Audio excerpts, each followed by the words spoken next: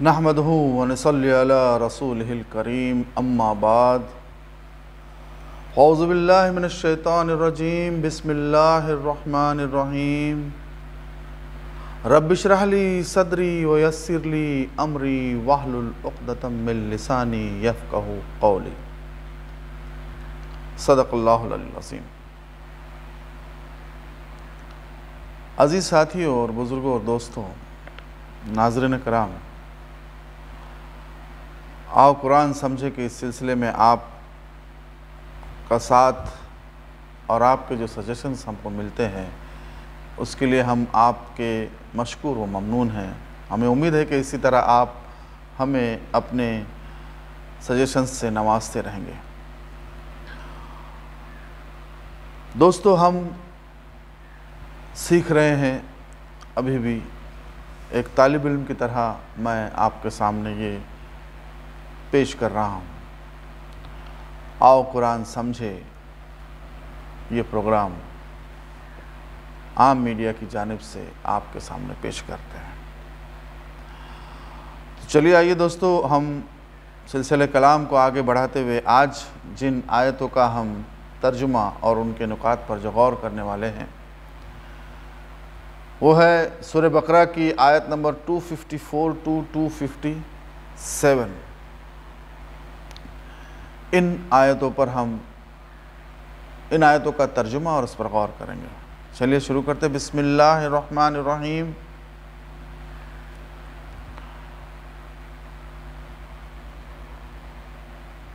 اے لوگو جو ایمان لائے ہو، جو کچھ مال متاع ہم نے تم کو بخشا ہے اس میں سے خرچ کرو، قبل اس کے کہ وہ دن آئے جس میں نہ خرید و فروخت ہوگی، نہ دوستی کام آئے گی اور نہ سفارش چلے گی، اور ظالم اصل میں وہی ہے جو کفر کی روش اختیار کرتے ہیں۔ اللہ وہ زندہ و جاوید ہستی جو تمام کائنات کو سنبھالے ہیں، اس کے سوا کوئی خدا نہیں۔ وہ نہ سوتا ہے اور نہ اسے اونگ لگتی ہے، زمین و آسمانوں میں جو کچھ ہے اسی کا ہے۔ بے شک کون ہے جو اس کی جناب میں اس کی اجازت کے بغیر سفارش کر سکے؟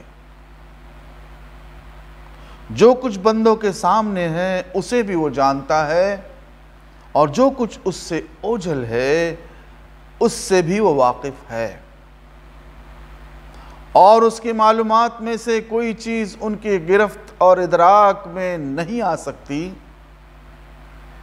گرفت ادراک میں نہیں آ سکتی الا یہ کہ کسی چیز کا علم وہ خود ہی ان کو دینا چاہے۔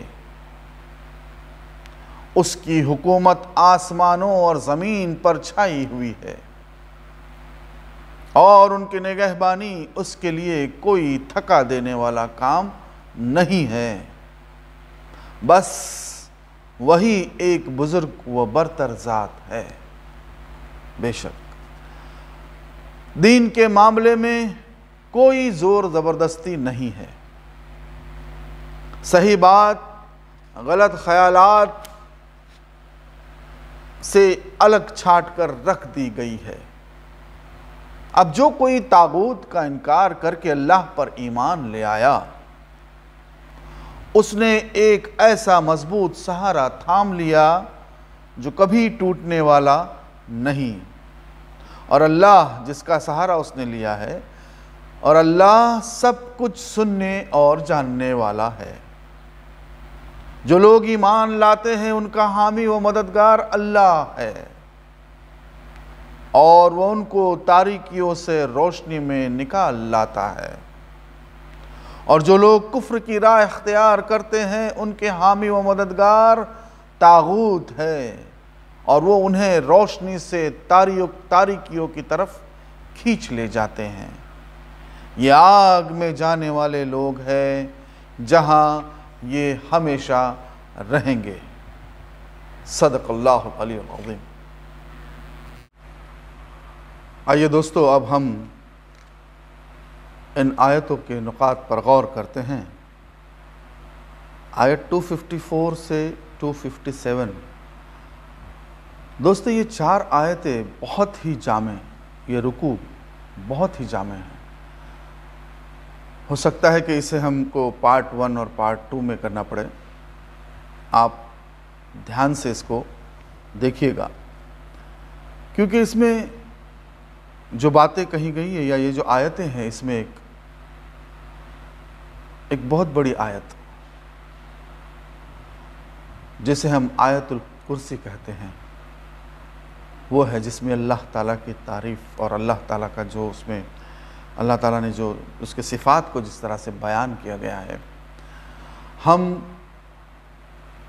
روزانہ آیت الکرسی پڑھتے ہیں، لیکن دوستو ہمیں اس پر غور کرنا اور اس کو سمجھنا بہت ضروری ہے کہ اس کے اندر کیا کہا گیا ہے، اور اس کے ساتھ ساتھ اس کے اندر جو سلسلہ کلام ہے، اس میں شروعات میں ہی لوگوں کو اسلام پر خرچ کرنے کے لیے کہا گیا، مطلب جو مال و متاع اللہ تعالیٰ نے دی ہے اس کو خرچ کرنے کی ہدایت دی گئی ہے۔ تو یہ رکوع بہت ہی جامع اور بہت ہی خاص ہے۔ جس طرح سے میں نے کہا تھا کہ آگے پھر اور ایک اس کی جو آیت ہے وہ بھی اس زمانے میں بہت ہی فٹ بیٹھتی ہے، لا اکراہ فی الدین۔ تو چلیے دوستو، ہم سلسلہ کرام کو آگے بڑھاتے ہوئے نقاط پر غور کرتے ہیں۔ پہلا جو نقطہ ہے اس میں کہا گیا ہے، بسم اللہ الرحمن الرحیم، اے لوگو جو ایمان لائے ہو، جو کچھ مال متاع ہم نے تم کو بخشا ہے اس میں سے خرچ کرو قبل آخرت کے دن کے، قبل اس کے کہ آخرت کا دن آ جائے۔ دوستو،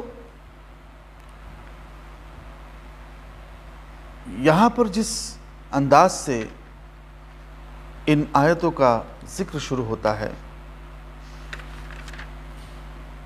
اس میں کس طرح سے اللہ تعالیٰ فرماتا ہے، دیکھیے کہ جو کچھ ہم نے مال متاع تمہیں دیا ہے، مراد اس سے کیا ہے؟ مراد راہ خدا میں خرچ کرنا ہے۔ ارشاد یہ ہو رہا ہے کہ جن لوگوں نے ایمان کی راہ اختیار کی ہے، انہیں اس مقصد کے لیے جس پر وہ ایمان لائے ہیں مالی قربانیاں برداشت کرنی چاہیے۔ یہ بہت ضروری ہے۔ اور دوستو، جیسا کہ رمضان کا مہینہ چل رہا ہے،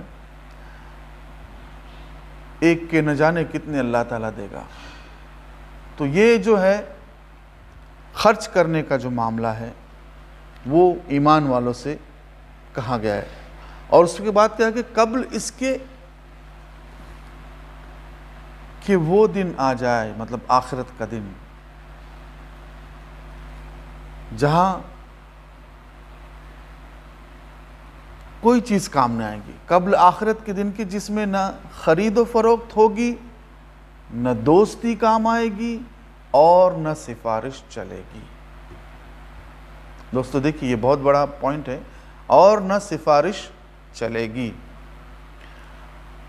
ظالم اصل میں وہی ہے جو کفر کی راہ اختیار کرتے ہیں، یعنی انکار کرنے والے لوگ۔ یا کفر کی روش اختیار کرنے والوں سے مراد تو وہ لوگ ہیں جو خدا کے حکم کی اطاعت سے انکار کریں اور اپنے مال کو اس کی خوشنودی سے عزیز تر رکھیں۔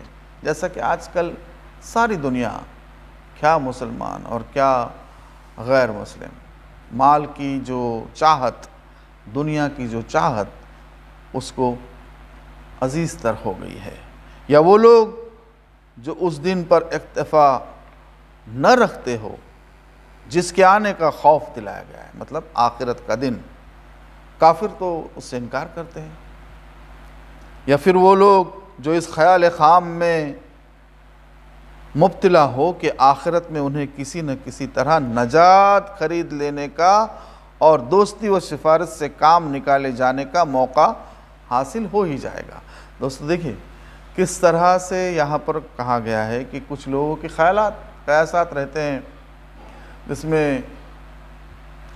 جس کو کہتے ہیں کہ کچھ لوگ کہتے ہیں وشفل تھنکنگز.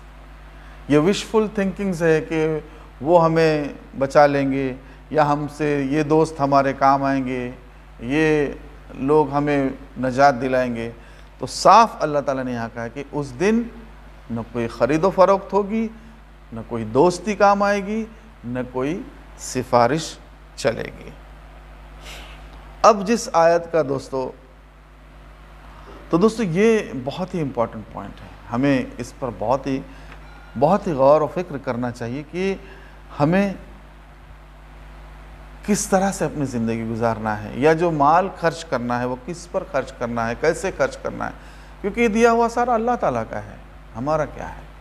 تو پھر اللہ تعالیٰ ہمیں اس کی نیک توفیق عطا فرمائے، اور اللہ تعالیٰ نے جو کچھ ہمیں دیا ہے اس کو صدقہ خیرات اس میں خرچ کرنے میں ہمیں لگائے. آمین. اب دوستو وہ آیت جس کا میں نے آپ سے ذکر کیا تھا کہ آیت الکرسی جسے ہم کہتے ہیں، ہم ہمیشہ روزانہ ہم نماز کے بعد ہم پڑھتے ہیں اس کو. تو دیکھیے دوستو کہ کس طرح سے اللہ وہ زندہ و جاوید ہستی جو تمام کائنات کو سنبھالے ہوئے ہیں، اس کے سوا کوئی خدا نہیں. اللہ لا الہ الا هو الحی القیوم. یعنی نادان لوگوں نے اپنی جگہ چاہے کتنے ہی خدا و معبود بنا رکھے ہو دوستو، مگر اصل واقعہ یہ ہے کہ خدائی پوری کے پوری بلا شراکت غیر کے اس غیر فانی ذات کی ہے، اللہ کی ہے اور کسی کی نہیں ہے، جو کسی کی بخشی ہوئی زندگی سے نہیں بلکہ آپ اپنی ہی حیات سے زندہ ہے، اور جس کے بلبوتے پر کائنات کا یہ سارا نظام قائم ہے. دیکھیے دوستو، اب اپنی سلطنت میں خداوندی کے جملہ اختیارات کا مالک وہ خود ہی ہے وہ، اس میں کوئی شک نہیں دوستو. کوئی دوسرا نہ اس کی صفات میں اس کا شریک ہے، نہ اس کے اختیارات میں اور نہ اس کے حقوق میں. یہ جو خلاصہ ہم کر رہے ہیں دوستو اس طرح سے کہ یہ ایک چھوٹی سی سٹارٹنگ کی ہی آیت میں جو شروعات میں جو کہا گیا اللہ لا الہ، اللہ زندہ جاوید ہستی جو تمام کائنات کو سنبھالے ہوئے. پھر وہ نہ سوتا ہے اور نہ اسے اونگ لگتی ہے، وہ نہ سوتا ہے اور نہ اسے اونگ لگتی ہے.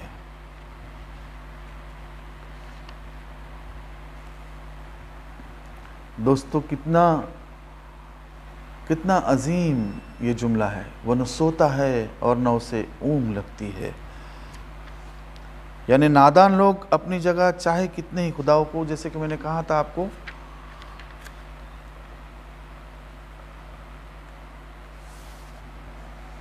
یہ ان لوگوں کے خیالات کی تردید ہے جو خداوند عالم کی ہستی کو اپنی ناقص ہستیوں پر قیاس کرتے ہیں اور اس کی طرف وہ کمزوریاں منسوب کرتے جو انسانوں کے ساتھ مخصوص ہے. دوستو وہ نہ سوتا ہے نہ اس کو اونگ لگتی ہے. یہ ہم بالکل وہ زندہ و جاوید ہستی، زمین اور آسمانوں میں جو کچھ ہے اسی کا ہے. دوستو ایک ایک جملے پہ آپ غور کریں. ہم آیت الکرسی ہمیشہ روزانہ پڑھتے ہیں، لیکن اس کے اندر کیا لکھا ہوا ہے کاش ہمیں پتہ چل جائے کہ اللہ کی وہ ہستی جس کے بارے میں اس کو کہا گیا ہے. اور اسی لیے اس کو بہت سے مفسرین نے آیت الآیات بھی کہا ہے. بڑی آیت، ایک ہی آیت میں یہ ساری چیزیں اللہ تعالیٰ کی ہستی اور اللہ تعالیٰ کے بارے میں بتایا گیا ہے۔ پھر آگے کہتا ہے زمین و آسمان میں جو کچھ ہے اسی کا ہے، بے شک اسی کا ہے دوستو، بے شک یعنی وہ زمین و آسمان کا اور ہر اس چیز کا مالک ہے جو زمین و آسمان میں ہے، اس کی ملکیت ہے، اس کی تدبیر میں اور اس کی بادشاہی و حکمرانی میں کسی کا قطعاً کوئی حصہ نہیں، سب اسی کا ہے۔ اس کے بعد کائنات میں جس دوسری ہستی کا بھی تم تصور کر سکتے ہو، وہ بہرحال اس کائنات کی ایک فرد ہی ہوگی، اور جو اس کائنات کا فرد ہے وہ اللہ کا مملوک ہے اور غلام ہے، نہ کہ اس کا شریک اور ہمسر۔ جیسا کہ لوگ مشرکین جو دوسروں کو شامل کرتے اللہ کی ہستی میں، یہ ان کے لیے کس طرح سے کہا گیا دیکھیں، اور ہم مسلمانوں کے لیے بھی ہم بھی یہ سوچتے ہیں کہ یہ وسیلہ لگے گا، وہ وسیلہ لگے گا، اس سے کام ہوگا، اس سے کام ہوگا۔ بالکل نہیں دوستو، بس وہی ہے، اس کی ذات میں اور کوئی شامل نہیں ہے۔ پھر آگے جو ہے، کون ہے جو اس کی جناب میں اس کی اجازت کے بغیر سفارش کر سکے؟ کون ہے؟ کس کی مجال ہے کہ اس کی اجازت کے بغیر سفارش کر؟ جیسے دیکھیں کہ ہم جب یہ پڑھتے ہیں، جب یہ دیکھتے ہیں کہ یہ ان مشرکین کے خیالات کا ابطال ہے جو بزرگ انسانوں یا فرشتوں یا دوسری ہستیوں کے متعلق یہ گمان رکھتے ہیں کہ خدا کے ہاں ان کا بڑا زور چلتا ہے، جس بات پر اڑے بیٹھے وہ منوا کر چھوڑتے ہیں، اور جو کام چاہے خدا سے لے سکتے ہیں۔ انہیں بتایا جا رہا ہے کہ زور چلانا تو درکنار کوئی بڑے سے بڑا پیغمبر اور کوئی مقرب ترین فرشتہ اس بادشاہ ارض و سما کے دربار میں بلا اجازت زبان تک کھولنے کی جرات نہیں رکھتا۔ یہ اس لیے ہم خلاصہ کر رہے ہیں دوستو کہ ہمارے بہت سے قیاسات، وشفل تھنکنگز جو کہتے ہیں، ہم کہتے ہیں کہ یہ ہوگا، ہمارے لیے وہ آئے گا، ہمارے لیے یہ کرے گا، ہمیں وہ نجات دیں گے، ہمیں یہ نجات دیں گے۔ بس اللہ تعالیٰ جسے اجازت دے سفارش کرنے کی، وہی کر سکتا ہے۔ یہ اللہ کا اختیار ہے ساری چیزیں۔ دوستو کتنی بڑی باتیں ہیں اس آیت الکرسی میں، تو ہمیں غور کرنا چاہیے، ہمیں دیکھنا چاہیے، ہمیں روز اس کو ترجمے کے ساتھ پڑھنا چاہیے تاکہ ہمارا ایمان مضبوط ہو جائے اور ہم اس بات پر قائم و دائم رہے کہ بس اللہ ہی اللہ ہے، جو کچھ ہونا ہے، جو کچھ کرنا ہے اس کے ہاتھوں میں۔ آج دیکھیے ہم کیا کر رہے ہیں، آج ہم کس چیز سے ڈر رہے ہیں؟ ایک مسلمان، ایک چھوٹا سا وائرس آیا ہوا ہے، اس میں ہم کتنے پریشان اور کتنا اس کے لیے کیا کیا کر رہے ہیں۔ دوستو یہ ساری اسلام مخالف طاقتیں جو کام کر رہی ہے، کس طرح سے ہم ان کا بھی ساتھ دے رہے ہیں، ہمیں بہت سوچنا چاہیے، کیونکہ ہمارا ایمان کمزور ہو چکا ہے۔ ہمارے ایمان میں وہ چیزیں، جیسے کہ ہم نے پہلے کہا تھا کہ بنی اسرائیل میں وہ ساری چیزیں آ چکی تھی، وہ کمزوریاں آ چکی تھی، انہیں دنیا کی محبت آ چکی تھی، دنیا کے لیے اور موت سے ڈر، اللہ کی راہ میں لڑنا مارنے کے لیے، جہاد کرنے کے لیے ان کے دلوں میں وہ کجی آ گئی تھی، وہ کمزوری دنیا کی محبت کی وجہ سے۔ آج وہی حال ہمارا ہے، وہی چیزیں ہمارے ساتھ ہو رہی ہے، صرف اس کے طریقے تھوڑے الگ ہے۔ تو وبا تو ان پر بھی آئی، بنی اسرائیل پر بھی آئی، وباؤں کا سلسلہ ان پر بھی چلا۔ اب ہماری باری ہے، امت وسط ہے ہم لوگ۔ دوستو ہمیں یہ یاد رکھنا چاہیے، اس کی معلومات میں سے کوئی چیز ان کی گرفت ادراک میں نہیں آ سکتی الا یہ کہ کسی چیز کا علم وہ خود ہی ان کو دینا چاہے۔ کوئی بھی معلومات، کوئی بھی، بس اللہ جسے چاہے وہ معلومات اسے دے سکتا ہے اور کوئی دوسرا نہیں دے سکتا۔ مطلب یہ ہوا کہ اس حقیقت کے اظہار سے شرک کی بنیادوں پر ایک اور ضرب لگتی ہے۔ اوپر کے فکروں میں اللہ تعالیٰ کی غیر محدود حاکمیت اور اس کے متعلق اختیارات کا تصور پیش کیا گیا ہے، بتایا جا چکا ہے دوستو۔ اس کی حکومت میں نہ تو کوئی بالا استقلال شریک ہے، بالاستقلال شریک ہے، اور نہ کسی کا اس کے ہاں ایسا زور چلتا ہے۔ کوئی سفارشیں نہیں اپنی سفارشوں سے اس کے فیصلے پر اثر انداز ہو سکتے ہیں۔ اب ایک دوسری حیثیت سے یہ بتایا جا رہا ہے کہ کوئی دوسرا اس کے کام میں دخل دے کیسے سکتا ہے، جبکہ کسی دوسرے کے پاس وہ علم نہیں ہے جس سے وہ نظام کائنات اور اس کی مصلحتوں کو سمجھ سکتا ہو۔ کتنی بڑی بات ہے دوستو، یہ ہمیں سمجھنا بہت ضروری ہے میرے دوستو، بہت ضروری ہے بزرگوں۔ ان کی نگہبانی ان کے لیے کوئی تھکا دینے والا کام نہیں ہے، بس وہی ایک بزرگ و برتر ہے۔ بے شک میرے مولا، بے شک۔ یہ آیت الکرسی کے نام سے اس لیے مشہور جیسے ہم کا مشہور ہے، اور اس میں اللہ تعالیٰ کی ایسی مکمل معرفت بخشی گئی ہے جس کی نظیر کہیں نہیں ملتی۔ اسی بنا پر حدیث میں اور اس قرآن کو اسی بنا پر حدیث میں اس کو قرآن کی سب سے افضل آیت قرار دیا گیا ہے، سب سے افضل آیت قرار دیا گیا ہے۔ دوستو، یہ آیت الکرسی جس کے بارے میں ہم غور کریں اور اس کے بارے میں بہت سوچیں دوستو، بہت ضروری ہے اس کے بارے میں ہمیں سوچنا۔ اب دیکھیے دوستو، جس طرح سے ہم نے آیت الکرسی کا جو ترجمہ اور اس کے نکات پر غور کیا، اللہ تعالیٰ ہمیں صحیح سمجھ عطا فرمائے اور دین کے کام اور اقامت دین کے کام میں ہمیں جد و جہد کرنے والا بنائیں، اور اللہ تعالیٰ اس میں ہمیں کامیابی عطا فرمائے، آمین۔ دوستو اب یہ جو دو آیتیں آ رہی ہیں جس میں جو کہ 256 اور 257، 255 جو تھی وہ تو آیت الکرسی تھی، بہت بڑی آیت جس کو ایک افضل آیت قرار گیا ہے، کہ قرآن کی سب سے افضل آیت جس کو قرار دیا گیا ہے آیت الکرسی، ہم جانتے ہیں اور ہم ہمیشہ اسے بہت سی جگہوں پہ استعمال کرتے ہیں، اور روزانہ ہم اسے نماز کے بعد اسے پڑھتے بھی ہیں۔ تو دوستو اس کے اوپر غور کرنا، اس آیت میں کیا کہا گیا ہے، اس آیت کا مقصد کیا ہے، اس آیت میں اللہ تعالیٰ کی جو صفات ہے اس کو کس طرح سے بیان کیا گیا ہے۔ اب آگے چلتے دوستو کہ آج کے جو حالات ہے، یا آج جس طرح سے لوگ کہتے ہیں کہ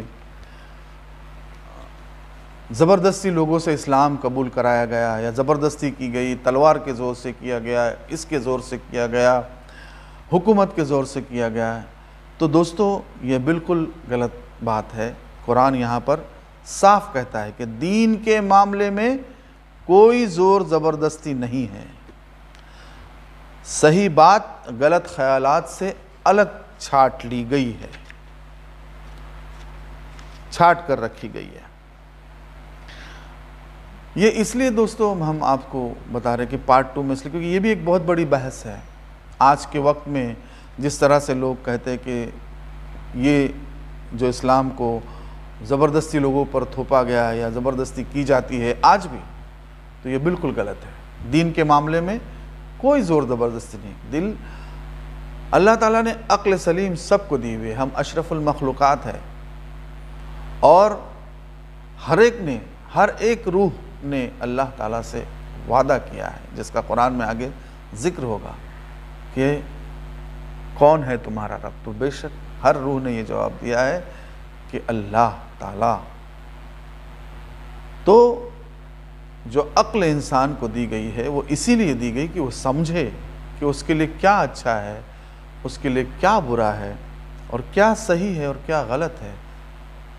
تو یہی چیز جو ہے کہ دین کے معاملے میں کوئی زور زبردستی نہیں ہے۔ صحیح بات غلط خیالات سے الگ چھاٹ کر رکھ دی گئی ہے۔ یہاں دین سے مراد اللہ کے متعلق وہ عقیدہ ہے جو اوپر آیت الکرسی میں بیان ہوا ہے، اور وہ پورا نظام زندگی ہے جو اس عقیدت پر بنتا ہے، اس عقیدے پر بنتا ہے۔ آیت کا مطلب یہ ہے کہ اسلام کا یہ اعتقادی اور اخلاقی و عملی نظام کسی پر زبردستی نہیں ٹھوسا جا سکتا۔ یہ کہاں بھی جا رہا ہے؟ ایک تو ہوتا ہے کہ زبردستی نہیں ہے، لیکن یہ لوگوں سے یہ کہاں بھی جا رہا ہے کہ کسی اوپر زبردستی نہیں کرنا چاہیے، ٹھوسا نہیں جا سکتا، یا ایسی چیز نہیں ہے جو کسی کے سر جبرن جو ہے مڑھی جا سکے، ایسی چیز نہیں ہے۔ جبرن کسی کو اسلام میں ہم داخل نہیں کر سکتے، یہ بالکل غلط۔ اس کا یہاں پر اللہ تعالیٰ نے صاف بیان کر دیا کہ دین میں کوئی زور زبردستی نہیں ہے۔ یہ بات اچھی طرح سے سمجھ لیں ہم لوگ دوستو، اس بات کو ہمیں اچھی طرح سے سمجھنا چاہیے۔ اور جو لوگ یہ کہتے ہیں کہ زبردستی اسلام میں داخل کیا جا رہا ہے یا زبردستی اسلام میں لوگوں کو لایا جا رہا ہے، تو یہ بالکل غلط بات ہے۔ آج جو ویسٹرن کنٹریز میں اسلام پھیل رہا ہے، وہ لوگ پڑھ کر، دیکھ کر، سمجھ کر اس پر اسلام لا رہے ہیں، اسلام میں آ رہے ہیں، تو اس پر کوئی زور زبردستی نہیں ہے۔ یہ ایک غلط، کیا غلط ہے اور کیا صحیح ہر انسان جانتا ہے، لیکن اپنی انا اور ہٹ دھرمی کی وجہ سے لوگ ایمان نہیں لاتے ہیں۔ دوستو پھر آگے کیا کہے گا؟ اب جو کوئی طاغوت کا انکار کر کے اللہ پر ایمان لے آیا، اس نے ایک ایسا مضبوط سہارا تھام لیا جو کبھی ٹوٹنے والا نہیں ہے۔ دوستو طاغوت کا مطلب یہاں پر ہم آپ کو بتانا چاہیں گے دوستو کہ یہ جو طاغوت لعنت کے اعتبار سے ہر اس شخص کو کہا جائے گا جو اپنی جائز حد سے تجاوز کر گیا ہو۔ قرآن کی اصطلاح میں طاغوت سے مراد وہ بندہ ہے جو بندگی کے حد سے تجاوز کر کے خود آقائی و خداوندی کا دم بھرے اور خدا کے بندوں سے اپنی بندگی کرائے۔ خدا کے مقابلے میں ایک بندے کی سرکشی کے 3 مرتبے ہیں۔ پہلا مرتبہ یہ ہے کہ بندہ اصولاً اس کی فرما برداری ہی کو حق مانے، مگر عملاً اس کے احکام کی خلاف ورزی کرے، اس کا نام فسق ہے۔ دوسرا مرتبہ یہ ہے کہ وہ اس کی فرما برداری سے اصولاً منحرف ہو کر یا تو خود مختار بن جائے یا اس کے سوا کسی اور کی بندگی کرنے لگے، یہ کفر ہے۔ تیسرا مرتبہ یہ ہے کہ وہ مالک سے باغی ہو کر اس کے ملک اور اس کی رعیت میں خود اپنا حکم چلانے لگے۔ اس آخری مرتبے پر جو بندہ پہنچ جائے اس کا نام طاغوت ہے۔ بہت سی مثالیں دوستو یہاں پر ملتی ہے، فرعون، نمرود اور ایسے بہت سے بادشاہوں گزرے جو اپنے آپ کو خدائی کا دعویٰ کرتے تھے۔ دوستو آج بھی کچھ لوگ یہ سمجھ رہے کہ شاید وہ خدائی کے اس منصب پر جائیں گے یا کرنا چاہ رہے، سامنے چیزیں ہیں، یہ حکومت کرنا چاہتے ہیں، ساری دنیا پر حکومت کر، جو ہم کہے وہی، جو ہم بولے وہی، چاہے وہ غلط ہو یا صحیح۔ ہم جانتے ہیں دوستو آج جس طرح سے حالات اور جس طرح سے معاملات چل رہے ہیں، ایک وائرس کی بنا پر کس طرح سے ہم کہاں سے کہاں کن کن چیزوں میں ہم لوگ مبتلا ہو چکے اور کیا کیا چیزیں لوگ بول رہے ہیں، اس پر ابھی تک کسی نے صحیح یہ نہیں کہا ہے کہ واقعی یہ جو لایا گیا ہے یا آیا ہے یہ وبا وہ کیا چیز ہے۔ یہ جملہ کتنا فٹ ہو گیا دیکھو یہاں پر دوستو، ہم قرآن کو اس لیے پڑھتے رہے اور اس کو سمجھتے رہے کہ یہ ہمیشہ ہمیں لگے گا کہ یہ آج کا قرآن ہے، آج کی باتیں کر رہا ہے دوستو۔ اب اس دنیا کے طاغوت، آپ ہمارے ملک کی مثال لیجئے کہ اس دنیا کے طاغوت ابھی کون ہیں، وہ کس طرح سے حکمرانی کرنا چاہ رہے ہیں یا کس طرح سے لوگوں کو اپنا غلام بنانا چاہ رہے کہ ہم جو کہے وہی صحیح ہے۔ یہ سمجھ اللہ تعالیٰ نے ہمیں اشرف المخلوقات بنائے۔ ہمیں بہت سمجھنا چاہیے دوستو اس بات کو کہ یہ طاغوت جو ہے ہمیں کس حال پر لے کر جا رہے ہیں، اور مسلمانوں کا بھی حال، ہم مسلمانوں کا حال بھی آج وہی ہو رہا ہے کہ جیسے کہ بنی اسرائیل کا ہوا تھا، اور وہ لوگ دنیا کے آقاؤں کو آقا سمجھنے بیٹھے تھے، جو حقیقی آقا، جیسے کہ آیت الکرسی ہم نے کی جو آیت پڑھی اس کے آگے، اس کے پہلے، وہ اس پر ہمیں غور کرنا چاہیے کہ کون ہے، کون سی ہستی ہے جو ہمارا یہ سارا نظام چلا رہی ہے، سارے نظام پر کس کی حکومت ہے۔ یہ دنیا کے آقاؤں میں، جیسا کہ ہم کہتے ہیں کہ دوستو کسی نے پھیلایا، کوئی کہتا ہے کسی نے لایا، کسی کی یہ کیا کیا کہہ رہے لوگ، بہت ساری چیزیں کہہ رہے ہیں، کیونکہ پینڈیمک یا اگر کوئی وبا آتی ہے تو ہر شخص، ہر انسان، پرند چرند، سب کچھ، جانور، سب کچھ اس کے اندر آتے ہیں، اس وبا کے اندر آ جاتے ہیں۔ لیکن یہاں کیا ہو رہا ہے؟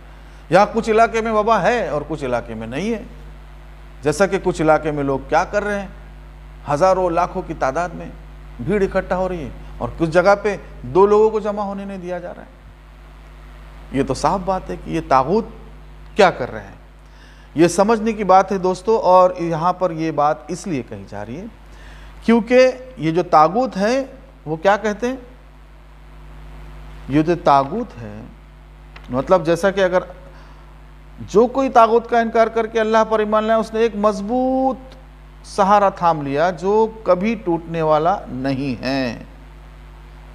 یہ بات بہت ضروری ہے دوستو، تو اس لیے ہمیں طاغوت کا انکار کرنا چاہیے۔ اور کوئی شخص صحیح معنوں میں اللہ کا مومن نہیں ہو سکتا جب تک کہ وہ اس طاغوت کا منکر نہ ہو۔ اللہ تعالیٰ کا بندہ مومن بندہ نہیں ہو سکتا جب تک ہم ان طاغوت کا انکار نہ کرے۔ دیکھیے دوستو، ہمیں اندر جھانک کر دیکھنا چاہیے ہمارے ایمان، ہم کس طرح کمزور ہو چکے ہیں۔ الگ الگ طریقے سے آتا ہے، الگ الگ طریقے سے شیطان بہکاتا ہے، اور الگ الگ طریقے سے ہمیں اس دنیا کی زندگی میں دھوکے میں ڈالتا ہے یہ۔ اور یہ طاغوت جو ہے کیا کرتے، دیکھو طاغوت کیا کرتے ہیں، آگے بتایا ہے کہ یہ جو طاغوت ہے، پھر آگے جو لوگ کفر کی راہ اختیار کرتے ہیں ان کے حامی و مددگار طاغوت ہے۔ دیکھیں پہلے کیا بتایا، جو اللہ تعالیٰ ان طاغوت کا انکار کر کے جو اللہ پر بھروسہ کرے اور ایمان لائے، اس نے بہت مضبوط سہارا تھام لیا۔ اور یہاں کیا ہو رہا ہے، پھر جو لوگ کفر کی راہ اختیار کرتے ہیں ان کے حامی و مددگار طاغوت ہے، اور وہ انہیں روشنی سے تاریکیوں کی طرف کھینچ لے جاتے ہیں۔ اور اللہ تعالیٰ جو ہے وہ تاریکیوں سے روشنی کی طرف ہمیں نکال لاتا ہے۔ مطلب یہ ہے جو سہارا ہم نے مضبوط سہارا کیسے لیا تھا، طاغوت کا انکار کر کے جو مضبوط سہارا تھا ہم نے، جو کبھی ٹوٹنے والا نہیں، اور اللہ جس کا سہارا سب کچھ، اللہ جس کا سہارا اس نے لیا ہے، سب کچھ سننے اور جاننے والا ہے۔ جو لوگ ایمان لاتے ہیں ان کا حامی و مددگار اللہ ہے، اور وہ ان کو تاریکیوں سے روشنی میں نکال لاتا ہے۔ دیکھیے کتنا زبردست پوائنٹ دوستو، ان طاغوت کا انکار کر کے جب ہم اللہ کا ہاتھ، جب ایمان لاتے ہیں، ان کا حامی و مددگار اللہ ہے، وہ ان کو تاریکیوں سے روشنی کی طرف نکال لاتا ہے، تاریکیوں سے روشنی کی طرف نکال لاتا ہے۔ تاریکیوں سے مراد جہالت کی تاریکیاں ہیں دوستو، جن میں بھٹک کر انسان اپنی فلاح و سعادت کی راہ سے دور نکل جاتا ہے، اور حقیقت کے خلاف چل کر اپنی تمام قوتوں اور کوششوں کو غلط راستوں میں صرف کرنے لگتا ہے۔ اور وہ نور سے مراد علم حق ہے، روشنی، جس کی روشنی میں انسان اپنی اور کائنات کی حقیقت اور اپنی زندگی کے مقصد کو صاف صاف دیکھ کر علی الوجہ بصیرت ایک صحیح راہ پر گامزن ہوتا ہے۔ اور پھر کیا کہا گیا ہے کہ جیسا کہ اللہ تعالی ہمیں تاریکیوں سے روشنی کی طرف لے کر آتا ہے، اور جو لوگ کفر کی راہ اختیار کرتے ہیں ان کے حامی و مددگار طاغوت ہے، اور طاغوت کیا کرتے ہیں؟ انہیں روشنی سے تاریکیوں کی طرف لے کر جاتے ہیں۔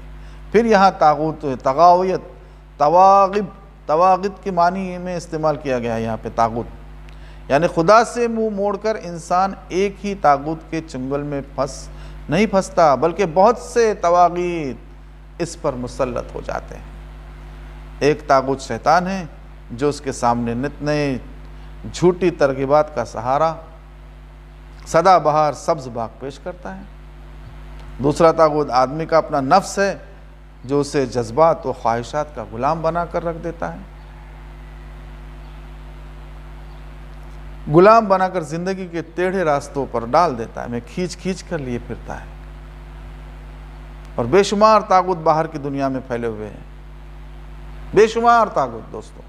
اس میں صرف یہی نہیں ہے، آپ کو سوچنا پڑے گا کہ بیوی اور بچے، اعزا و اقربا، برادری اور خاندان، دوست اور آشنا، سوسائٹی اور قوم، پیشوا اور رہنما، حکومت، حکام، یہ سب اس کے لیے طاغوت ہی کے یہ سب اس کے لیے طاغوت ہی کے طاغوت ہوتے ہیں، طاغوت کے طاغوت ہوتے ہیں۔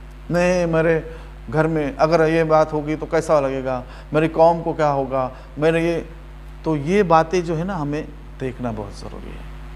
قوم، بچے، سوسائٹی، ہمارا یہ سوسائٹی میں لوگ کیا کہیں گے، اگر ہم اس طرح سے کریں گے تو کیا ہوگا، لوگ یہ کہیں گے وہ کہیں گے۔ حق بات کہنے میں کسی سے جھجکنا نہیں چاہیے دوستو۔ طاغوت کے مطلب جو ہے، طاغوت جو ہے نا بہت طریقے سے پھیلے ہوئے، ہمیں بہت ہی سوچ سمجھ کر اس دنیا میں چلنا ہوگا دوستو۔ اس کے لیے صرف کیا ہے؟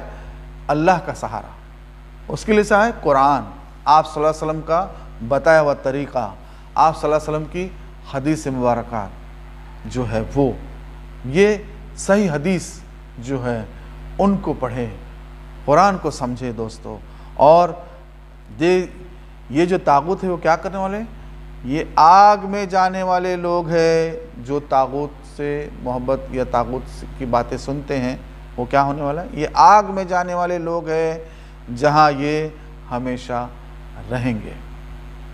دوستو کس طرح سے ہمیں بتایا جا رہا ہے، صاف طریقے سے، صاف طور پر ہمیں بتایا جاتا ہے کہ طاغوت کیا ہے، کون کون طاغوت ہے، اور ہمیں دنیا میں ایمان کو ہمارے کس طرح سے مضبوط کرنا چاہیے۔ ایک آیت الکرسی، اگر اس کو ہم اچھی طرح سے سمجھیں اور اس پر اگر غور کریں تو ہمیں سمجھ میں آئے گا کہ اس دنیا میں جو کچھ بھی ہے سوائے اللہ کے حکم کے کچھ نہیں کر سکتا، کوئی کچھ بھی نہیں کر سکتا۔ تو آئیے دوستو، ہم اللہ تعالیٰ سے دعا کرتے کہ اللہ تعالیٰ ہمارے ایمان کو مضبوط بنائے اور طاغوت کے یہ جو پھیلا ہوئے جو جال ہے اس سے ہمیں دور رکھے، اور آپ صلی اللہ علیہ وسلم کے بتائے ہوئے طریقے پر ہم کو چلائے، اور ایمان کی مضبوطی کے ساتھ اللہ کا سہارا ہم لے۔ یہی ہمارے لیے کامیابی ہے دوستو۔